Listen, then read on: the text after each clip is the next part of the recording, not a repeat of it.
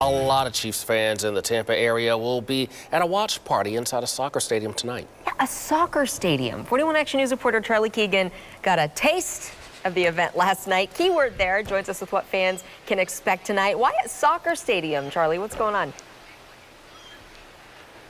So, Lindsay, there's this soccer stadium across the bay in St. Petersburg that's empty. And so Arrowhead South, this fan club, just decided to rent it all out for this night here so that they could have all their fans inside on the field, socially distant, watching the game on the Jumbotron.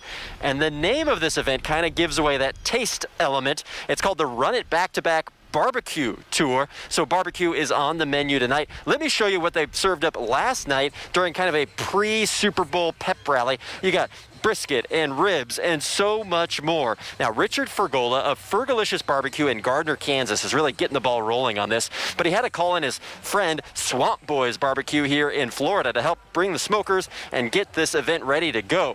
Both pitmasters tell me that food and football just go hand in hand. I grew up in a family where, eating brought everybody together, and barbecue does that, and I just like putting smiles on people's faces. They take that bite, and they look up, and they just kind of, oh yeah, that's the greatest feedback there is. It puts a huge grin on their face, and that's what I love the most, is blowing people's minds with barbecue. That's what we're here to do. Blowing people's minds. I had a chance to have my mind blown yesterday. I tried some of the barbecue. Melts in your mouth, Lindsay and Bryant. Good stuff. So that is all taking place at Al Lang Stadium tonight during the Chiefs game. Funny to note, Fergalicious Barbecue, Richard Fergola is, of course, a Chiefs fan from the Kansas City area. Swamp Boys, Rub Bagby is from Florida, and he's a Buccaneers fan. So there's going to be some trash talk tonight, guys. I love it. Definitely a lot of trash talk, but one thing that you can always agree on is hopefully the food is all good. That's right. A little saucy. There you have it, Bryant. Thank Charlie, you, thank you. Saucy. Yes, saucy. More live team coverage, thanks, Linz. Thanks. Of our Super Bowl 55 road to repeat coming up. Oh, guys, it's so exciting. We need something to kind of get us all warmed up and fired up, because look at these temperatures right now. Single digits across Kansas and Missouri, a couple light snow showers in north central Missouri. Let's go down to Tampa, shall we? It's 74 degrees and the rain is out. The rest of the day is going to be dry for the game. We're going to have complete details on how game day looks here in Kansas City next. Oh, you guys, 8:44, and it is game day. Finally here. Can you believe it? Oh, my goodness. Finally. Let's get right back out to Taylor Hemness down in Tampa. Oh, hey, can you feel the excitement, Taylor?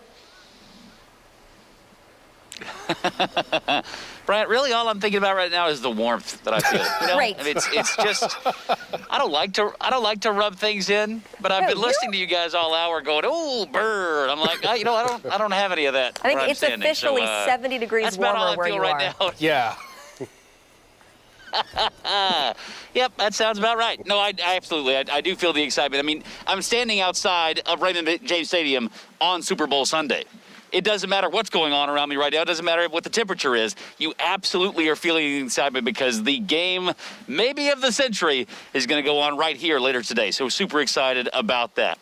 This week, I had a chance to chat with Peter King from NBC Sports. He is a legendary sports writer, been covering the NFL for almost 40 years. Anything about the NFL and everyone in the NFL, Peter King knows it. His insight is fantastic. He knows so many people and has for so long. I wanted to ask him about where the Chiefs and Patrick Mahomes himself fits into the fabric of the NFL, both right now and in history, and about that comparison between our guy and their guy. So, Peter, thanks for meeting with us this morning. I'm glad to have your time. I know you're a busy guy around the Super Bowl, so thank you for your time this morning. Hey, you're welcome. Happy to do it. Can you put this team and this quarterback in the context of the league? And we've heard we've never seen anything like this before. I'm not asking you to compare it necessarily, but can you put it in context what we're watching right now? You're seeing the perfect quarterback for this era of football. You sort of put that all together with Andy Reid and what I would call this democratic way of offensive football. That is what's lost here. Maybe not lost, but it's still under a rock. People do not realize the democracy of the Kansas City offense. And I'm not saying it's unlike anything I've seen, but for a quarterback to be that young and to have that much power, I think is really, really impressive. What's our obsession with naming a greatest of all time? All the time. What is so hard to realize and what is so hard to think about, honestly, is that Tom Brady has played in 14 conference championship games. And I said, nobody will ever do that. And everybody said, whoa, whoa, whoa, whoa, whoa. Patrick Mahomes now. He's 25 years old. This is his third one. And I said, I get it, but it's his third one.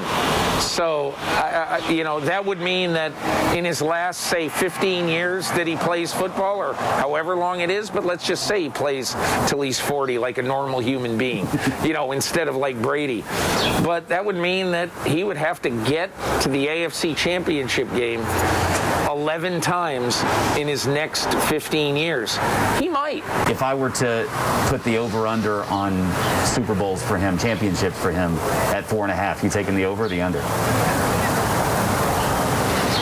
I'd probably take the under. It's such a violent game that I don't know where the future is. But if you gave me 4.5, I would take the under and not be surprised at the over. I'm 63 years old, and I wouldn't mind for the rest of my life, whenever I stop doing this, just sitting there watching Mahomes every Sunday and just sitting there and appreciating it. Have you put your prediction out yet, or do you have your? I picked the Bucks because I picked the Bucks in my